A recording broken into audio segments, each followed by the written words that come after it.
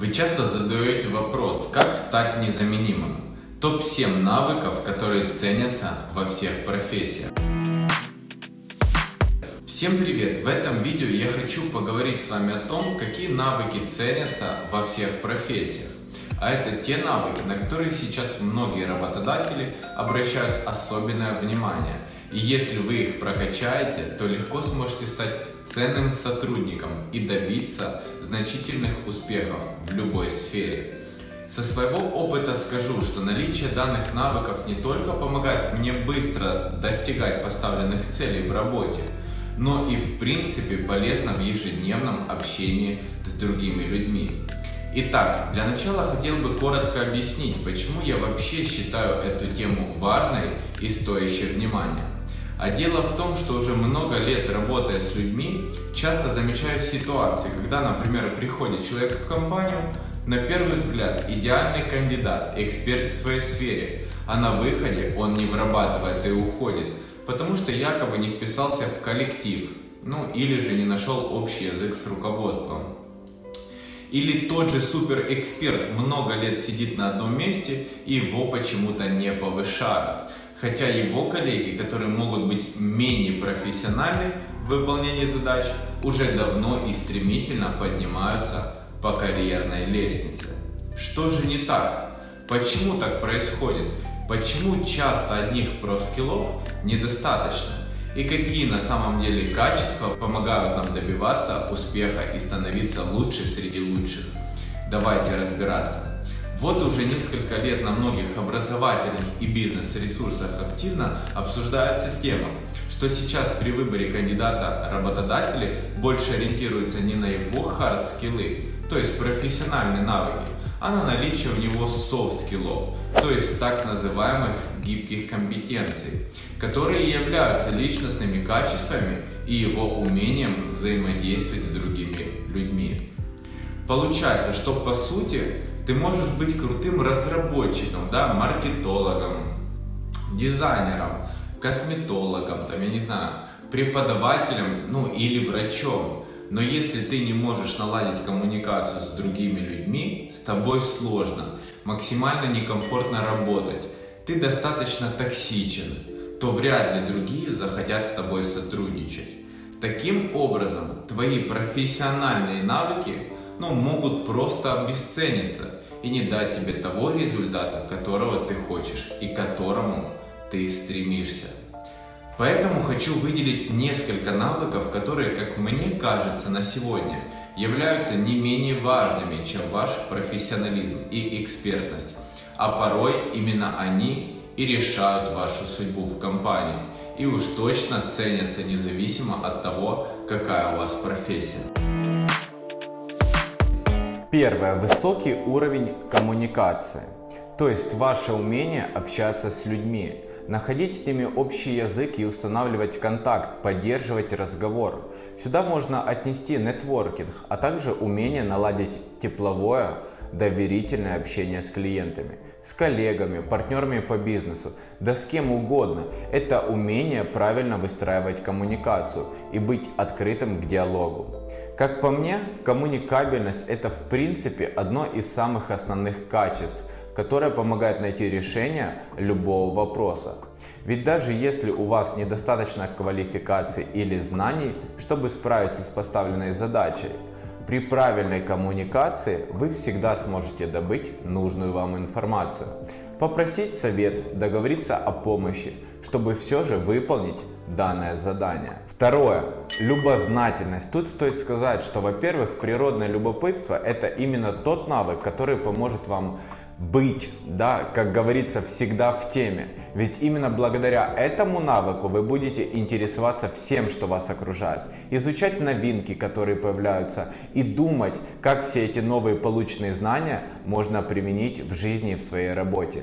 Более того, именно наличие этого навыка позволяет вам докопаться до сути вопроса там, где менее пытливый сотрудник просто выберет очевидное, лежащее на поверхности решение. К слову, именно поэтому так важно заниматься делом, которое тебе действительно интересно. Только испытывая искренний интерес к тому, чем ты занимаешься, у тебя всегда будет стимул найти новое решение, глубже изучить вопрос, разобраться в деталях, чтобы по итогу добиться самых высоких показателей и достичь наилучшего результата. Друзья, я начал активно изучать английский язык и хочу вам порекомендовать школу Skyeng. А это крупнейшая в Европе школа английского языка.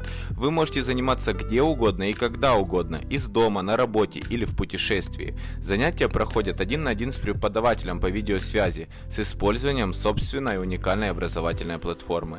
Ссылку оставлю в описании, переходи и изучай английский в свободное для себя время. Третье – это сотрудничество или умение работать в команде, взаимодействовать с коллективом. Для кого-то этот пункт может показаться незначительным, но работая в коллективе, важно понимать, насколько качественна ваша коллаборация с этими людьми. Умеете ли вы наладить совместную деятельность с другим человеком, независимо от его возраста, пола, личностных характеристик и каких-либо особенностей? Умеете ли вы делиться опытом и знаниями для достижения общих целей? Умеете ли вы договариваться и находить приемлемое решение для всех участников процесса? Умеете ли вы расположить к себе других людей, а также выстраивать с ними дружелюбные, взаимовыгодные партнерские отношения? Четвертое. Медиаграмотность. Учитывая, что на сегодняшний день блоги, соцсети, подкасты, мессенджеры, форумы и прочие медиаресурсы являются неотъемлемой частью нашей жизни, я считаю, что вы просто обязаны развивать в себе медиаграмотность. Все вышеупомянутые каналы уже давно перестали быть просто развлечением. Сейчас все они активно используются для продвижения компаний и брендов. С их помощью привлекаются клиенты, а соответственно умение правильно использовать медиа качественно влияет и на уровень вашего дохода. Поэтому сотрудники, которые являются активными, продвинутыми пользователями медиаресурсов, очень ценны. Пятое. Самостоятельность. К этому пункту на самом деле можно отнести и самомотивацию, самоменеджмент, самоорганизацию, самодисциплину и прочие самохарактеристики. Таких людей действительно не так много, как хотелось бы. Очень часто человек позиционирует себя как самостоятельную личность, но по результату ты видишь, что по любому поводу он бежит к руководству или тимлиду, что если его не пинать, то множество задач так и не будут выполнены, что приходится постоянно напоминать ему о его же должностных обязанностях. Поэтому я считаю, что очень важно развивать в себе самостоятельность и любые подобные качества, которые будут способствовать вашей самоорганизации. Шестое – это креативность и гибкость мышления. В современном мире все движется с невероятной скоростью. Все быстро меняется, и, допустим, то, что работало и давало результат раньше, может вообще не работать сейчас. Поэтому вам просто необходимо мыслить неординарно, нестандартно, находить новые креативные подходы к решению даже каких-то обычных задач. Только так вы сможете выделяться и быть лучше ваших конкурентов. Мне кажется, в нашем мире, где конкуренция просто огромнейшая, никому уже не интересны стандартные, очевидные, шаблонные решения. Все хотят как-то выделяться, подчеркнуть свои индивидуальные, уникальные черты. Поэтому, если вы хотите, чтобы вас заметили, учитесь быть оригинальным, учитесь креативно мыслить и развивать гибкость ума. Седьмое. Ответственность. Начнем с того, что вообще добровольно мало кто любит брать на себя ответственность за то, что бы то ни было. Принятые решения, последствия этих решений, судьба проекта, развитие бизнеса и так далее. Но ведь именно умение брать ответственность отличает лидера от обычного рядового исполнителя. Лидер не боится принимать решения и готов нести ответственность не только за себя, но и за свою команду. И если вы действительно хотите продвигаться выше по карьерной лестнице или же полноценно развивать свой проект, вам просто необходимо научиться не бояться брать ответственность за то, что с вами происходит.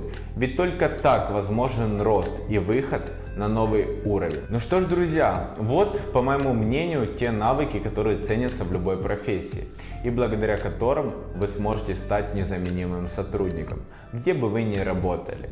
Конечно, не каждый обладает этими навыками от природы, но хорошая новость в том, что их можно развить. В этом вам помогут различные книги, курсы, практики и мастер-классы, которых сейчас очень и очень много, и которые действительно помогают разобраться и прокачать те качества, которые вам не хватает. И тут на самом деле не важно, каким путем вы пойдете и что выберете. Главное, что вы двигались вперед, развивались и не стояли на месте.